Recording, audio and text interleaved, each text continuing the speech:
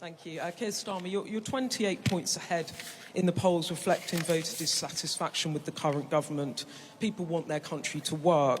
But can you honestly say that your blue sky thinking, rather than clear specific policies such as cutting working people's taxes or ensuring that they'll get a hospital appointment, is in any way relatable? Does this risk turning off, even angering people that you need to vote for you?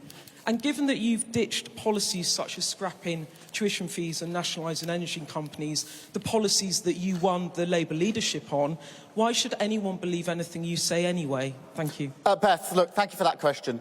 I mean, on this central question, we do tend to go round and round. You're quite right to say, look, what are you going to do about the NHS this winter? What are you going to do about energy bills this spring? And we have to answer that question. I accept that. And that's why we do have answers to those questions, why we were the first to lead on freezing energy bills.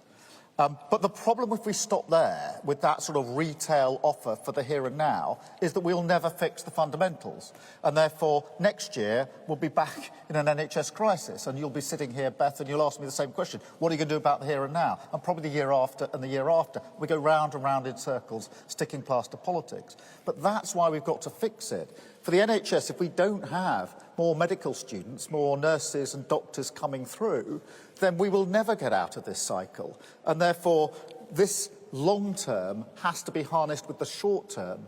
Missions for a mission-led government. Same on energy, to be perfectly honest. Freezing the bills this year, and then you'll come back next year and say, well, are you going to freeze the bills next year and the year after? And the answer is, we do have to do that. That's why we led on that policy. But we also have to have a better answer for energy security, energy bills in the future. And that's why running towards renewables, having our, net energy by clean energy by 2030 is so important. And that's the frustration. I mean, we've had 13 years of sticking plaster politics. We've had 13 years of going round and round in circles, always ending up in the same place and never moving forward.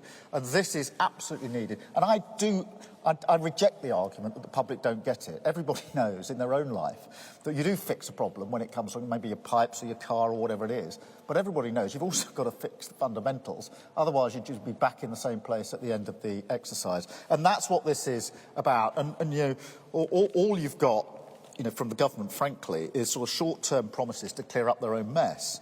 These are long-term missions for national renewal. Thank you, Beth. Chris from BBC. On the trust issue, look, I think anybody looking at these missions will realise that they're hard thought through, they reflect the really big challenges of the country, and they come, each of them, not just with the mission, which is really ambitious, hard to achieve, but also with the underpinning, the specifics that are needed as to how they're going to be achieved, and actually, for each of them, with the first steps, what are you going to do, as it were, from day one? And we'll set those out, obviously, for the economy, we've already set them out, for net zero, we've set them out, and we'll do that for the other missions.